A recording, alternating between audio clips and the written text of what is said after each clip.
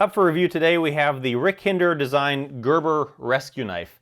Now, Rick Hinderer, for those of you that don't know, makes high-end custom knives out of Worcester, Ohio, up in Northeast Ohio, and he makes super hard, tough-use knives.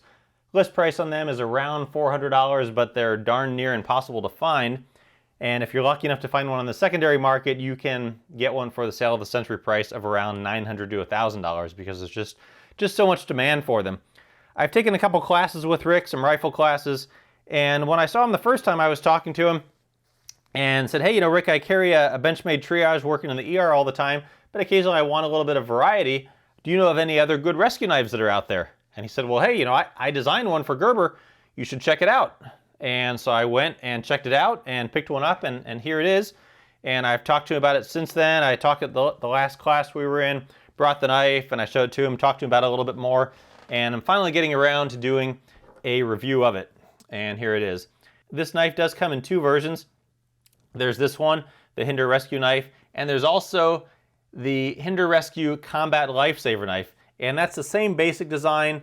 However, it is all black, it's non-metallic, it's non-shiny, has a pointy tip blade instead of this more safety curved blade, and the scales are all black. Now the point of this knife, it's a rescue knife. All right, it's not an everyday carry knife. It's a little bit too big. It's a little bit too heavy to be an everyday carry knife. I mean, you could carry it, but it's not like a small Benchmade mini griptilian type small. It's big. It's 5.6 ounces. It's 8.5 inches open, 3.5-inch blade, and really it's a mission-specific tool. It's designed by a firefighter for emergency personnel or other people that need a knife with that functionality. Rick, for those of you that also don't know, aside from being a knife maker, is a firefighter EMT.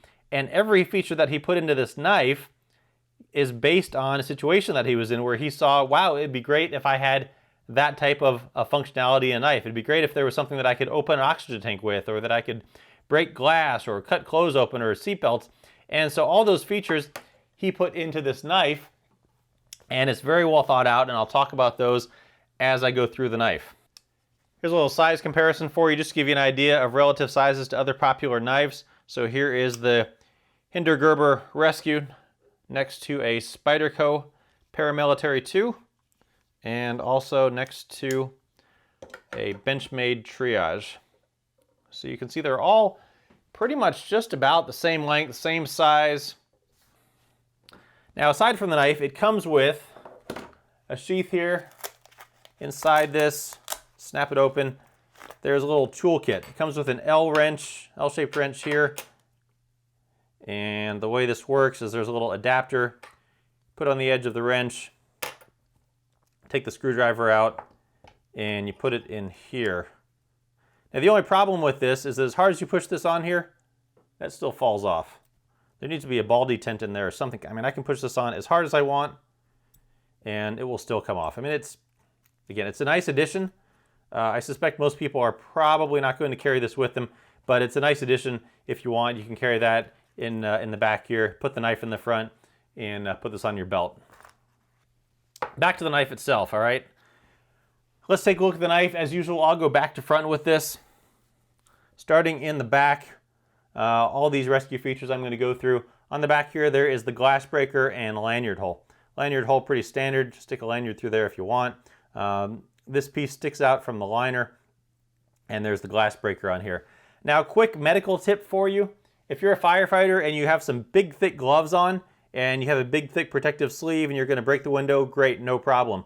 But if you're just a regular civilian, or you want to test this knife just to see if it really can break glass, or you want to break into a car or into a glass house, or whatever you need to break into, please put some gloves or something to protect your hand. Because if you just go pounding away at the glass in the right way, the knife is going to go through the glass, your hand is going to go through the glass, and it's going to chop up your hand in here, and you're going to have to come see me in the ER, and I'm going to be annoyed putting your hand back together because you put your hand through a window. So if you can, again, wear something protective on your hand. If you are ultimately going to put your hand through the window, let me know. I'll give you my schedule, and you can do it when I'm not working. All right, so there's that. Glass breaker. Moving down onto the handle here, the scales. They're a kind of a brick red, kind of a deep red, fiberglass reinforced nylon FRN handles. Pretty deeply textured, such that if you're wearing thick, heavy turnout type gloves, you'll be able to get a good purchase on the grip. On the back here on this side, there is the safety hook, the safety cutter, rescue hook, whatever you want to call it. That opens up. You can see when it's closed, it is perfectly in line with the spine of the knife here. When it opens up, and again, locks right in line with the spine of the knife. And the idea there is that if you're using this knife in the dark and you can't really see what you're cutting, all you need to do is run the spine of the knife along the seatbelt or the clothes or whatever, and that will catch on it and cut it. I've used this to cut clothes and various things, and it works very well. It's very sharp. I've not used it to cut seatbelts or leather yet, but I've read some people that have used it. Some firefighters have used it to cut those things, and it works very well. Works much better than the venerable trauma shears that everyone carries, and everyone is always impressed by it when you use it because it goes through things like butter. It works so well. Now, when I first got this, I could not get this open if I didn't use two hands. I showed it to Rick, and there's a little ball detent right here, which is what keeps it closed. His suggestion was to take a carbide tip burr and just kind of scallop this hole out a little bit. In the end, what I ended up doing was just loosening this Torx bit a little bit, and now I can get it open just fine. It introduces just a little bit of side-to-side play in it if you loosen it too much, but I'm not at all worried that it's going to be so much that it's going to cause a problem, that it's going to come off or it's going to be unstable. You know, you're not using this for prying or anything like that. You're just going to drag it along something. Works just fine. Okay. On the other side, another ingenious piece built right into the knife. Right here, there is an oxygen tank wrench. A lot of times, oxygen tanks, some of them don't have the tops that twist off. A lot of them will have a rectangular shaped screw on the top. And if you don't have the oxygen tank wrench with you, you don't want to run back to the truck, you don't want to run back to the station, wherever you keep it, you have to find it. This works very well. You just put it right onto the top. You can twist it on, you can twist it off, and again, just a nice, ingenious design built right into the side of the knife. Great, handy thing to have if you're going to carry this knife with you all the time. The pocket clip here, nice, big, beefy pocket clip. Now, it's a single position pocket clip. It is only right-handed, tip down carry. Goes into the pocket pretty easy. Just has just the right amount of spring to it. It's a little bit rough under here, but I've not had any problems with it tearing out my pockets. And especially if you're wearing it in some tough turnout gear, again, it's going to hold up just fine in that. It's going to do very well. Moving forward, let's talk about the lock and the blade and the thumb studs. So the way this knife comes, it comes with these oversized thumb studs here. And the idea is that if you have big, thick, heavy gloves on, these are going to be a little bit easier to get open with a big gloved hand than a smaller traditional thumb stud. However, if you don't use it that way, or you don't like this big, heavy thumb stud, you can take it off. There's a little screw right here. You just take the Torx bit, unscrew it, and it becomes a more normal sized thumb stud. Here's what comes off, just that piece. There's a little screw and a little washer in there. Screws right off. Try not to lose it if you want to put it back on. But then you can get in there and you can get that open with your hand if that's the way you want to do it. Now, this does come pretty tight out of the box.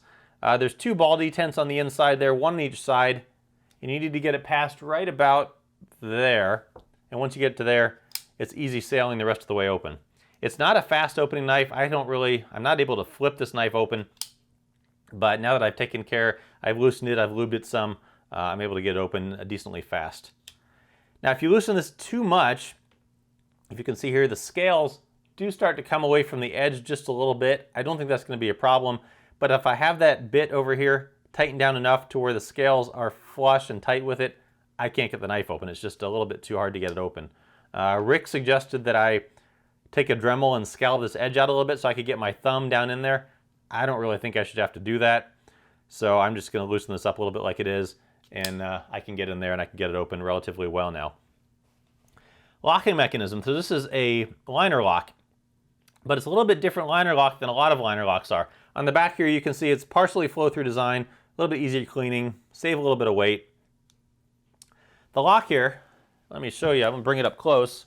Now, once you open it, you can see that that liner is completely flush in there, so you're not going to be able to get your finger in there like a typical liner lock and push it back out of the way. And again, one of the thoughts with this is that if you're wearing big, thick, heavy gloves, you wouldn't be able to get your finger into a traditional liner lock like that anyway. So the way this works is there is this small lever here on the side. You pull that back, and that pulls the liner out of the way. The way it works, there is this small little knob right in there. And when you pull this back, there's a small ramp in here, and it pulls that ramp back out of the way, allowing the liner to go up, and you can then close the blade. There's a small ball detent down on the bottom here, and there's one up on top as well. And like I said, that's a little bit of what you need to get around to get the knife open, from right about there, and then you can get it open the rest of the way. So pretty ingenious design. It's a very tough lockup. I have no fears that it's going to come undone, that's going to close on me. One more place where form has followed function, or function followed form, or however that goes, but Rick saw the way that it made sense to do the lock if you're going to be wearing gloves, and he functioned it, or he designed it into the knife that way. So again, nice design, Rick, thanks. On the handle here, there is a nice scalloping out here for your index finger. The liner does protrude a little bit there for a little bit extra protection, and then the rest of your hand just wraps right around into there, and it's very comfortable in your hand. Up on the back of the blade here, there is some jimping, not really a thumb ramp, but just some deep jimping there. My finger doesn't really go that far forward naturally, but it's there if you need it. Speaking of the blade is 3.5 inches. It's 440A stainless steel. Now, it's not a high-end exotic steel, but for this type of knife, you really don't need that. Don't take this the wrong way, but an S35V steel or something like that is going to be wasted on the average fireman. All it's going to do is it's going to make the knife more expensive. This knife compared to the Benchmade Triage, it's about half the price.